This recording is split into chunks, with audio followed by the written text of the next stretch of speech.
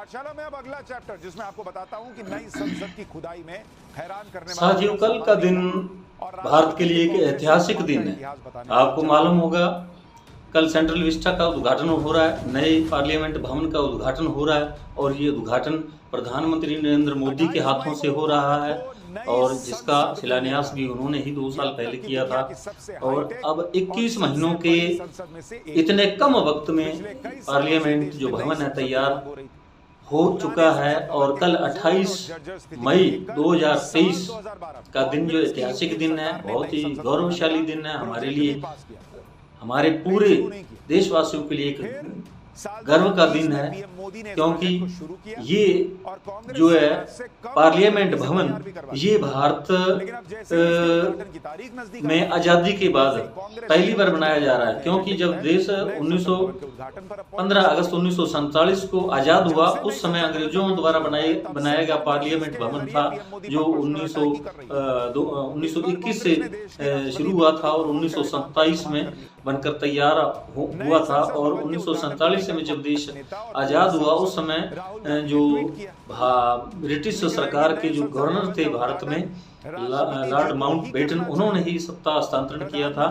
देश जब आज़ाद हुआ तो उन्होंने देश छोड़ते वक्त जो सेंगोल है, दक्षिण भारत का एक प्रतीक चिन्ह है चोल राजाओं का, तो जिसका वो प्रयोग करते थे सत्ता हस्तांतरण के लिए। यानी एक राजा जब गद्दी छोड़ता था और उसका बेटा उस गद्दी पर विराजमान होता था, तब ये छड़ी जो है, सोने की छड़ी सेंगोल जिसका नाम है, ये उसको दी जाती थी।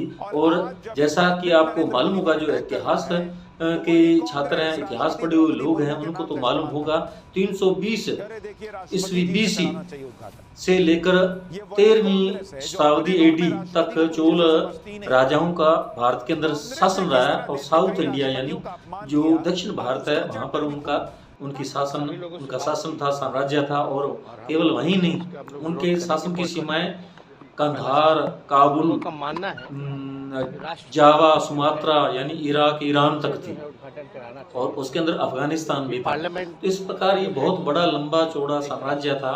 और आप सोच सकते हैं 320 ईस्वी से 1300 AD तक उनका इतना लंबा इतिहास रहा है, इतना शासन था उनका। तो वहाँ इस सेंगोल का प्रयोग होता था। अब 9 साल के बाद, यानी 2014 के अंदर तो भाजपा केंद्र की सत्ता में आई थी और 9 साल तक तो उन्हें इसके बारे में कोई ध्यान नहीं था, क्योंकि ये इलाहाबाद के संग्रहालय में रखी हुई थी ये सेंगोल। अब दक्षिण में जब इनका सुपड़ा साफ हो गया, अब कर्नाटक के अंदर जब 10 मई को चुनाव हुए, 13 को रिजल्ट आया, तो बिल्कुल प्रचंड बहुमत से कांग्रेस सत्ता में आई। अब ये अपना फिर से पैर जमाना चाहते हैं साउथ के अंदर। तो इन्होंने तमिलनाडु की ये जो एक प्रतीक चिन्ह है, शासकीय प्रतीक चिन्ह है सेंगोल, उसको यहाँ नए जो बना पार्लियामेंट भवन है, जिसका कल उद्घाटन होने जा रहा है, वहाँ जो है वाले नोटबंदी का फायदा बता, अध्यक्ष पद के बिल्कुल क्या होगा, बगल में इसकी जगह बनाई गई है, वहाँ इसको रखा गया। अब इसके पीछे एक राजनीतिक का लाभ उठाने का जो एक मुद्दा बन चुका है। जो विपक्षी दल है वो इसका बिल्कुल विरोध कर रहे हैं, क्योंकि ये तो एक प्रतीक चिन्ह है राजतंत्र का। क्योंकि राजाओं के समय में तो लोकतंत्र की ऐसी कोई बात नहीं थी, तो राजा लोग जो है तो वो अपने तानाशाही के लिए जाने जाते थे। वो दूसरे जो पड़ोसी राज्य होते थे, छोटी छोटी रियासतें थी, उन पर हमला बोलते थे। तो इस प्रकार जो लोकतांत्रिक व्यवस्था जो अब देश के अंदर है, उसमें उस राजतंत्र के प्रतीक चिन्ह की क्यों जरूरत पड़ी? तो इसके पीछे यही दलील दी जा रही है विपक्षी दलों द्वारा कि ये तो केवल राजनीतिक लाभ के लिए मोदी ने यानी भाजपा ने इस चिन्ह को यहाँ लाकर रख दिया है, ताकि जो साउथ इंडिया के लोग हैं उनको कहीं ना कहीं वो वोट बैंक उनके हाथ लगे। क्योंकि अभी 2024 के अंदर लोकसभा चुनाव होने वाले हैं, तो इसलिए ये राजनीति का एक नया खेल शुरू कर दिया है भाजपा ने। और भाजपा को अब इस बात की भी परेशानी है, क्योंकि कर्नाटक में प्रचंड बहुमत से कांग्रेस जब सत्ता में आई है कर्नाटक में, तो उससे कहीं ना कहीं भाजपा बिल्कुल भयभीत हो चुकी है। उसे अब ये लग रहा है कि अब 9 साल तो हो चुके हैं, केवल एक बचा है और आने वाले 2024 के अंदर लोकसभा के चुनाव होने हैं और वहाँ उन चुनावों के अंदर अब इनको कुर्सी खोने का डर है मोदी जी को। और मोदी जी झारखंड उच्च न्यायालय के तरह तरह के प्रोपेगंडे बना रहे हैं। अब कल 2 दिन पहले ही अब जब वो ऑस्ट्रेलिया के दौरे पर थे तो उन्होंने वहाँ भारतीयों को जैसे कि और चिर परिचित उनका ये एक जो नौटंकी है, विदेशों में जाकर विदेशों में बस रहे जो भारतीय लोग हैं उनको इकट्ठा करके और मोदी मोदी के नारे लगवाए जाते हैं। और उसमें भी एक और पोलन पट्टी खुल चुकी है कि वहाँ जो लोग हैं गुजराती लोग हैं उनकी संख्या बहुत अधिक होती है। और जब मोदी का दौरा होता है तो यहाँ मैरिज किया जाता है गुजरात के लोगों को, वो वीजा लेकर वहाँ पहुंच जाते हैं। तो इस प्रकार 90% लोग जो होते हैं गुजराती होते हैं और मोदी के नाम पर वहाँ मोदी मोदी करते हैं। मजा तो तब है जब वहाँ के जो वासिंदे हैं, जहाँ वहाँ के मूल निवासी, जैसे ऑस्ट्रेलिया में जब मोदी गए तो वहाँ सिडनी में उनका ये प्रोग्राम था, तो वहाँ के जो लोकल हैं, वहाँ के मूल निवासी हैं, तो वो क्यों नहीं इकट्ठे होकर मोदी मोदी के नारे लगाते। वहाँ केवल भारतीयों को बुलाकर ये जो है मोदी जी अपनी छवि गढ़ने में राष्ट्र का प्रतीक बन ही सकती है। ये एक अपना इस प्रकार का माहौल बनाते हैं। तो मोदी जी पर इस प्रकार के ब्लेम लगाए जाते हैं कि वो जो है वो फालतू की बिल्कुल वो एक आर्टिफिशियल प्रोपेगेंडे के आधार पर इस प्रकार के मोदी मोदी के नारे लगवाए जाते हैं। भारत में हालांकि अब उनको केवल 37% वोट बैंक मिलता है जिसके आधार पर वो सत्ता में काबिज हुए हैं। 63% जो लोग हैं वो तो विरोधी दूसरे अन्य जो दल है राजनीतिक दल उनके लिए मतदान करते हैं। तो मोदी की जिस प्रकार जैसे जैसे 2024 के जो चुनाव है लोकसभा के नजदीक आते जा रहे हैं वैसे वैसे मोदी का जो ग्राफ नीचे गिरता जा रहा है। मोदी की जो छवि धूमिल होती जा रही है क्योंकि उन पर ब्लेम लगते हैं, वो झूठ बोलते हैं, नौटंकीबाज हैं, कैमराजीवी हैं, और कभी वो तपस्वी का नाटक करते हैं केदारनाथ के मंदिर के अंदर, जैसा कि उन्होंने आंखें बंद करके बैठे थे, एक आंख खुली थी और एक बंद थी, और उनकी ये थे कि उनके ऊपर जो है चेहरे पर कैमरा फोकस हो रहा है या नहीं। तो तरह तरह के यानी वो रंग बदलते हैं, गिरगिट की तरह भेष बदलते हैं। जिस राज्य में जाते हैं वहाँ का जो संबोधन होता है किसी को सम्मान देने का, जैसे कोई राम राम बोलते हैं या नमस्कार, तो वहाँ की जो लोकल भाषा होती है, स्थानीय भाषा, उसके अंदर जो संबोधन का वर्ड होता है उसको वो वहाँ प्रयोग करते हैं। तो इससे क्या होने वाला? कुछ नहीं होने वाला। तो जो हिंदुत्व की जो मर्यादा है, परंपरा है, उनके हर वक्त वो 24 घंटे भाजपा के लोग जो है गीत गाते हैं, उनकी चर्चा करते हैं, लेकिन उन पर ये खुद नहीं चलते, खुद ही उनको कुचल रहे हैं। जो संवैधानिक संस्था है उनको कुचला जा रहा है, कानून का उल्लंघन कर रहे हैं। 2014 से आज तक उन्होंने कम से कम 155 विधायकों की जो है विधायकी जो है वो चली गई, और इस प्रकार ये उन पर हेट स्पीच के ब्लेम लगाते हैं। लेकिन सबसे ज़्यादा हेट स्पीच इन्हीं के भाजपा के लोग ही करते हैं। खैर, बहरहाल हम बात करेंगे पार्लियामेंट की जो नया भवन है उसके उद्घाटन की। तो एक तो ये तो मैंने आपको सेंगोल के बारे में बता दी, क्योंकि एक राजतंत्र का ये प्रतीक चिन्ह है, इसकी यहाँ कोई जगह नहीं थी। ये बिल्कुल राजनीतिक लाभ लेने के लिए इन्होंने यहाँ पार्लियामेंट के अंदर अध्यक्ष की जो चेयर है उसके बगल में इसे रख दिया गया, जबकि जब देश आज़ाद हुआ ये जवाहरलाल को सौंपी गई थी लॉर्ड माउंटबेटन द्वारा, और सी राजागोपालाचार्य के सलाह पर ये काम हुआ था। और जवाहरलाल जी ने इनको कोई अधिक महत्व नहीं दिया था। उनके भी कहीं ना कहीं ये मन में यही बात होगी कि ये एक राजतंत्र का प्रतीक चिन्ह है, तो ये मनुवादी सोच का प्रतीक है। तो यहाँ अब पूरे देश के अंदर कहीं राजतंत्र नहीं है, यहाँ संघीय व्यवस्था है, यहाँ लोकतंत्र है।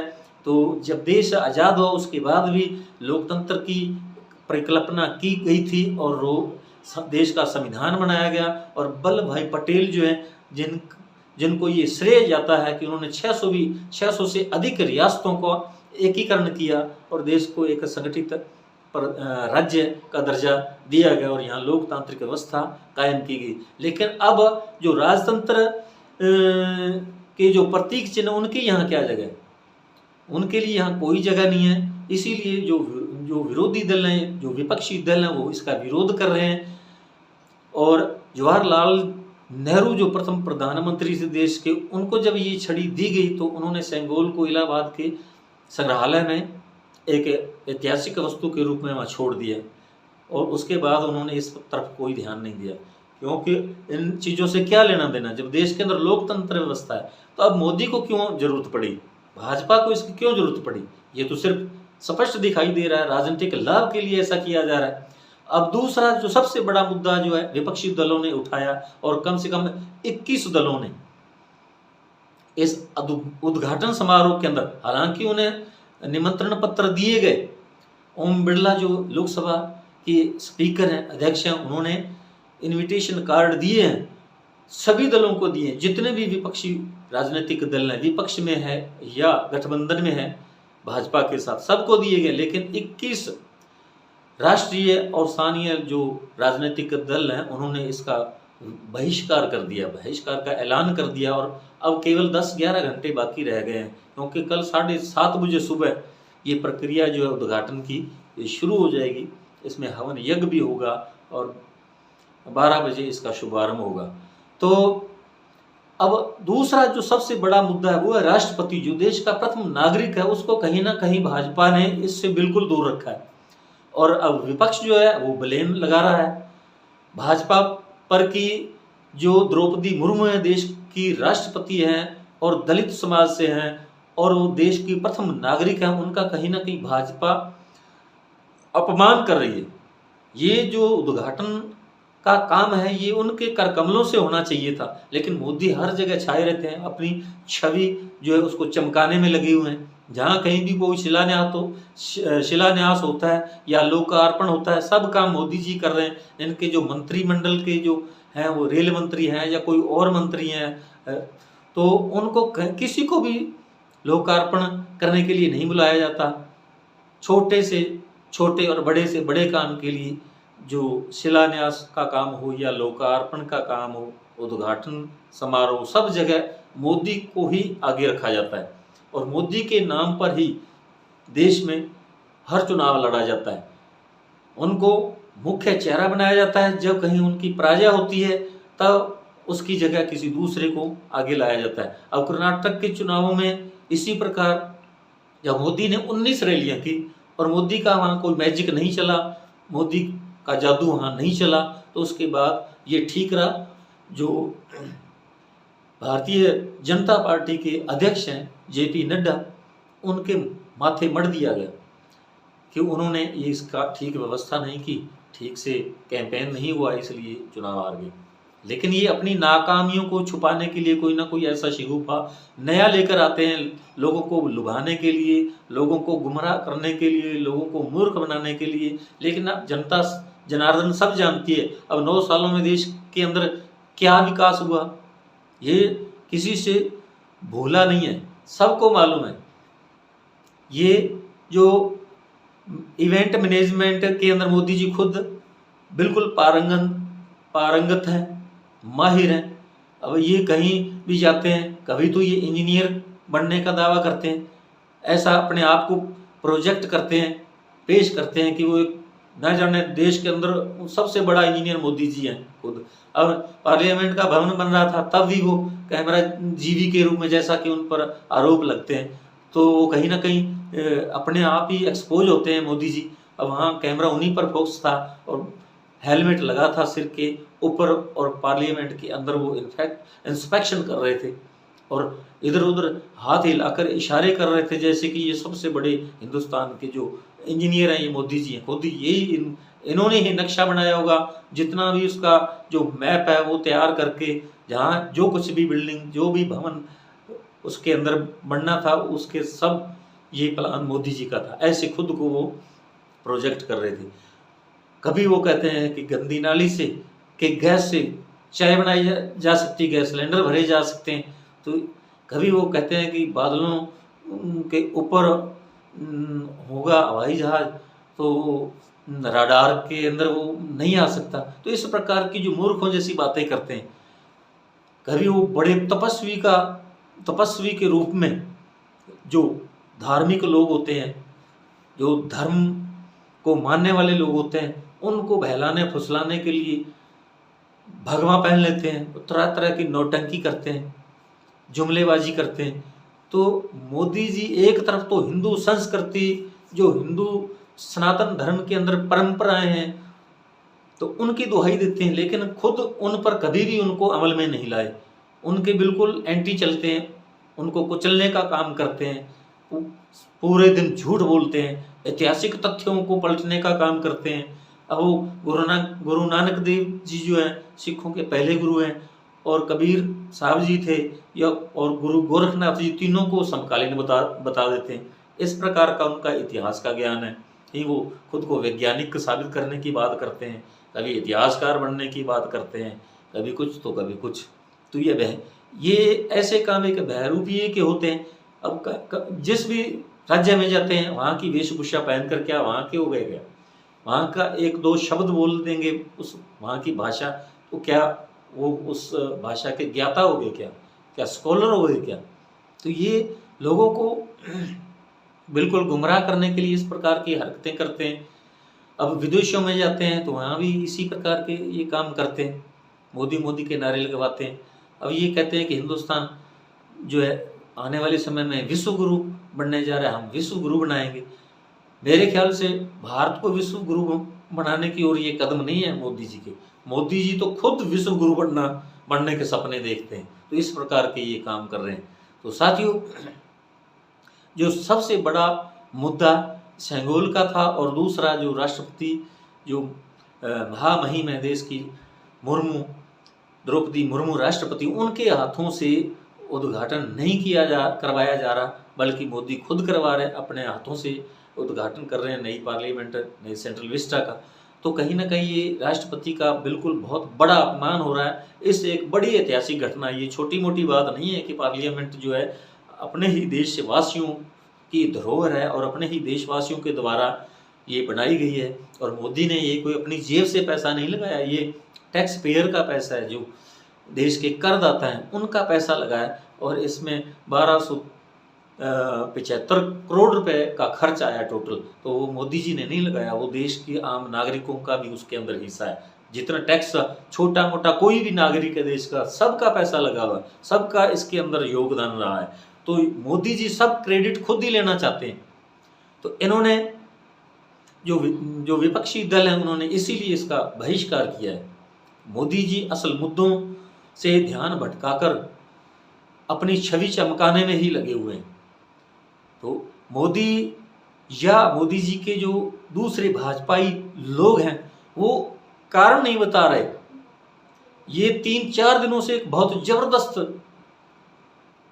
डिबेट चल रही है, लेकिन वो कारण नहीं बता रहे कि राष्ट्रपति और उपराष्ट्रपति दोनों को न्योता क्यों नहीं दिया गया। उनको इस उद्घाटन तो उनके हाथों से नहीं करवाया जा रहा, लेकिन उनको वहाँ समारोह के अंदर शामिल भी नहीं किया जा रहा, इसके लिए भी उनको न्योता नहीं दिया। इसके पीछे कोई दलील नहीं दी जा रही, कोई कारण नहीं बताया जा रहा, लेकिन विपक्ष पर ही उल्टा आरोप लगाए जा रहे हैं कि विपक्ष जो है इससे खुश नहीं है, विपक्ष इस नए भवन का विरोध कर रहा है। इस प्रकार के अनर्गल बातें की जा रही हैं। तो साथियों, अब ये सुबह ये लाइव चलेगा जो बड़े टीवी चैनलों पर है, तो हम भी आपसे कल सुबह फिर रूबरू होंगे। तब तक के लिए आपका बहुत बहुत शुक्रिया, धन्यवाद। यदि आपने हमारे हिट न्यूज़ टीवी चैनल को सब्सक्राइब नहीं किया तो सब्सक्राइब करें। बहुत बहुत शुक्रिया, नमस्कार।